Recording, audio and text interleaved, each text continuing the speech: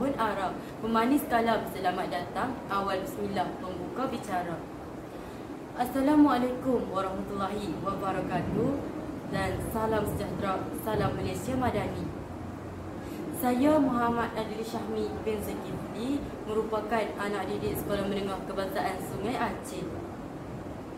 Beradanya saya di sini bukanlah untuk membuang masa, bukan pula untuk berbicara kosong, akan tetapi menyampaikan bicara buku saya yang bertajuk Tuhan, Aku Ingin Jumpa Nabi.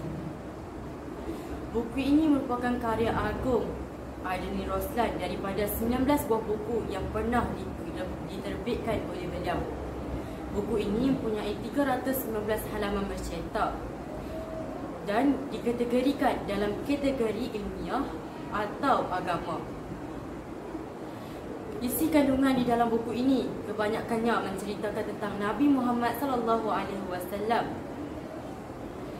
seperti biodata ringkas baginda.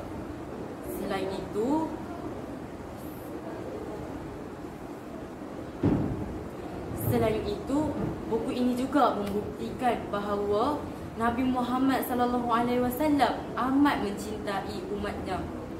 Hal ini dapat dibuktikan melalui ayat Al-Quran yang terdapat di dalam buku ini, iaitu Surah Al-Ma'idah ayat 118. Buku ini dibahagikan kepada 5 bahagian. Yang pertama, 10 kesempurnaan Nabi Muhammad SAW. Bahagian yang pertama ini menceritakan tentang kesempurnaan Nabi Muhammad dari segi ibadah, makan dan minum, tidur dan pelbagai lagi. Yang seterusnya, bahagian yang kedua ini menceritakan 20 insan yang pasti bertemu dengan Nabi Muhammad SAW. Bahagian ini menceritakan tentang insan yang terpilih akan bertemu dengan Nabi Muhammad SAW, seperti kawan karib baginda, iaitu Saidina Abu Bakar As-Siddiq, kerana beliau sentiasa menemani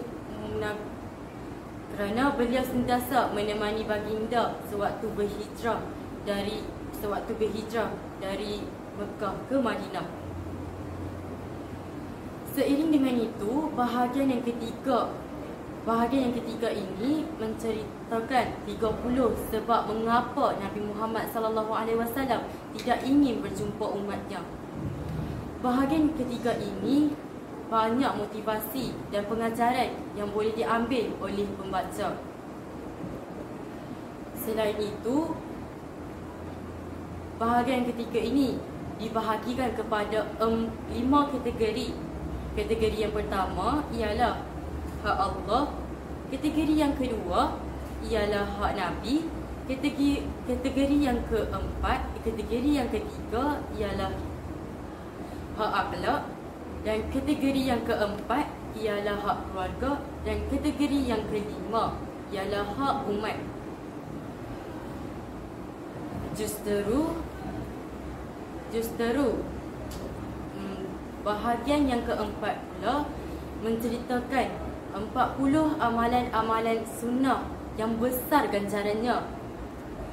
Bahagian ini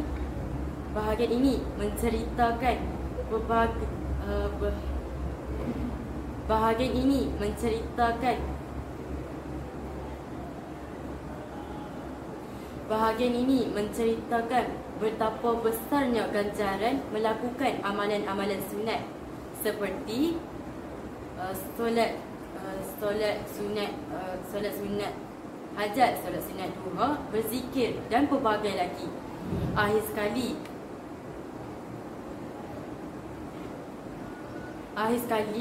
50 tanda-tanda kita telah mencintai Nabi Muhammad SAW. Antara tanda-tanda tersebut ialah tidak meninggalkan solat 5 waktu, tidak melakukan dosa yang bertentangan dengan perintah Allah SWT dan pelbagai lagi. Tuntasnya, buku ini memberi impak yang positif kepada pembaca dan memberi ilmu pengetahuan yang lebih mendalam tentang Nabi Muhammad sallallahu alaihi wasallam.